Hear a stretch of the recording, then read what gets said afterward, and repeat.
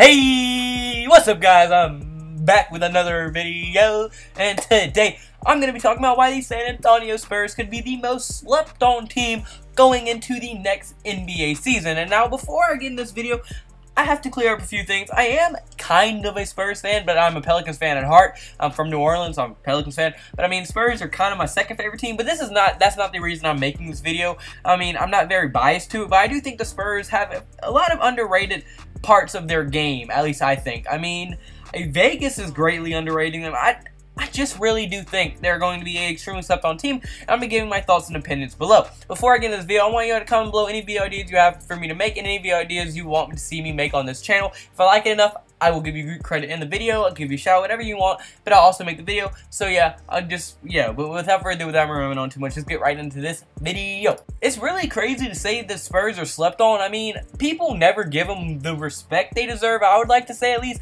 because I mean, they're probably one of the most successful franchises ever in the NBA history, as I'm pretty sure this century, they've only had one season where they didn't get at least 50 wins in a season, and that was last year when Kawhi was out the entire time, and they had 47, they were 3 away, and they still had a playoff berth. I'm pretty sure they made the playoffs a lot of times, and they make the playoffs a lot, just put it that way. But the Spurs are a greatly underrated team. I mean, they're such a small market, but I mean, they're probably one of the most successful teams in the entire NBA.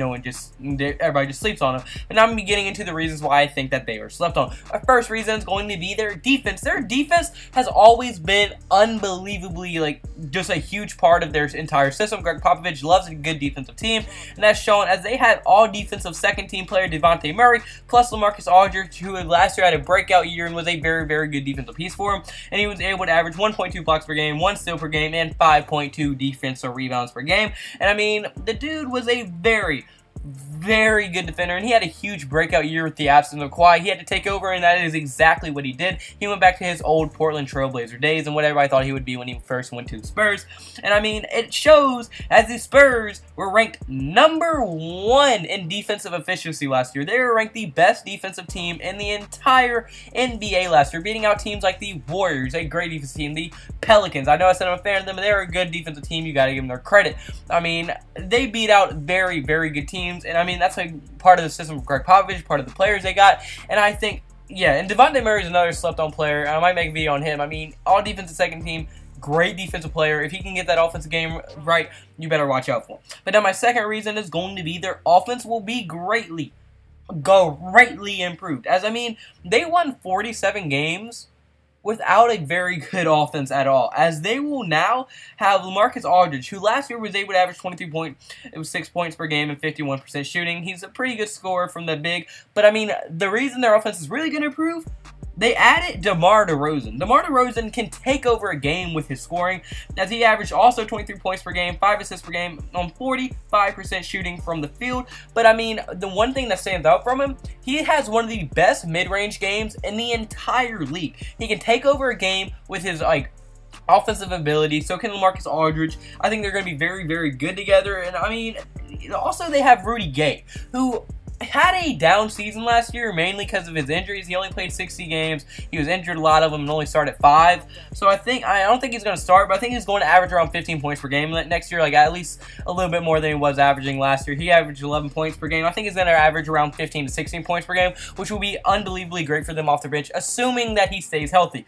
So I mean, their offense has to improve. I think last year their offense was ranked something like 25th or something. It was very bad. San Antonio's offense was very low ranked, but I think with the additions of DeMar DeRozan, if Rudy Gobert can stay healthy, LaMarcus Aldridge can stay as productive as he can, I think their offense will shoot up the top 15, top 10 with ease. But now my third reason is going to be their star power. Now that is something that I'm surprised there's such a small market for. I mean, they have 2 borderline superstar. You could say DeMar DeRozan's a superstar, and LaMarcus Aldridge, if he keeps playing like he is, he's also a superstar. So they have 2 superstars on the same team. I mean, before this they had Kawhi, obviously, but now they traded him. But still, DeMar DeRozan, I would still consider a superstar. Definitely a star-level player, as I mean, they have a top 5 shooting guard in DeMar DeRozan, plus a top 10 big man in LaMarcus Aldridge, who solidified himself as being a force to be reckoned with in the paint. I mean, I don't think you can really say they don't have enough star power. And Rudy Gay was that at one point. He was a pretty good player. He was never an all-star. I think he was slept on a little bit, but I mean, he was a very good scorer at one point of his career, and I mean, he has that veteran experience. And excuse me if I said Rudy Gobert earlier. I don't know if I did. I might have accidentally, because I accidentally wrote that down on my notes. So I'm sorry if I did say that. I meant Rudy Gay the whole time. But yeah, they have not a lot of star power, but they do have good star power in my opinion. So I mean, I think definitely they're underrated in that aspect. Most teams need at least one superstar and 2 stars. Well, they have 2 superstars. They don't really have that 3rd star. You could make the argument that maybe Paul Gasol. No, I'm not even gonna say Paul Gasol. They don't need another star, but they are definitely underrated in that star power. They have enough star power to at least compete for the conference finals. But now, my 4th and final reason for his video is going to be Lonnie Walker. I personally think Lonnie Walker could be the steal of this draft. He dropped all the way down to the Spurs, and I mean, I think the Spurs are going to get a steal. Not only can the Spurs draft pretty well, as they were able to trade for Kawhi Leonard at the 15th pick, I think, and it was obviously an unbelievably good draft pick. Plus, with the coaching of Greg Popovich, I don't think there's any doubt he's the best coach of this generation, maybe of this century.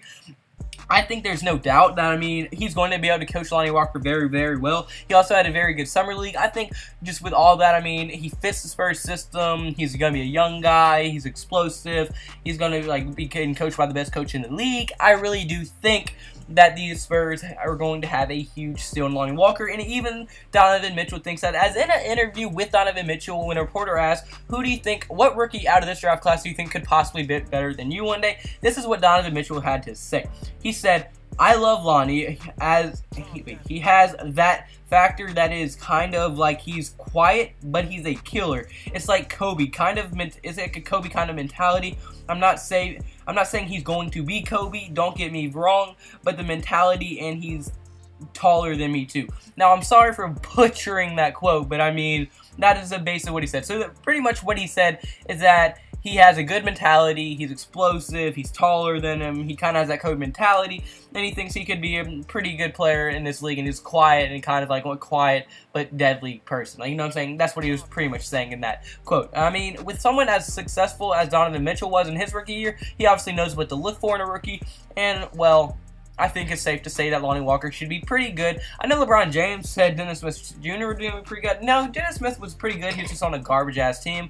But, I mean, I don't know. No, I think Lonnie Walker is going to be that it factor. If Lonnie Walker ends up being the next Donovan Mitchell, which I'm not saying he's going to be, but if he does end up being someone like a Donovan Mitchell or a Jason Tatum type player, this team could compete for a championship. I mean, they have top 5 shooting guard, a potential Rookie of the Year candidate, potential top 5 power forward in the league, Devontae Murray, a great defensive player at the starting point. They have a pretty good team if you look at it on paper, in my opinion at least. But unfortunately, guys, that's made it for this video. So comment below, do you agree with me? Do you think the Spurs are slept on? Do you think they're not? Do you think they can compete for a finals? How far do you think they're going to go playoffs? How many wins do you think they're going to get? I want to hear all your thoughts and opinions below. And say this after our video, but I really just wanted to let y'all know I'm so thankful for all of y'all. I mean, we're at 519 subscribers as of right now, and I just like I just thank y'all so much for it. I mean, it means the world to me. It really, really does. Like, y'all don't even know. I thank y'all so very much.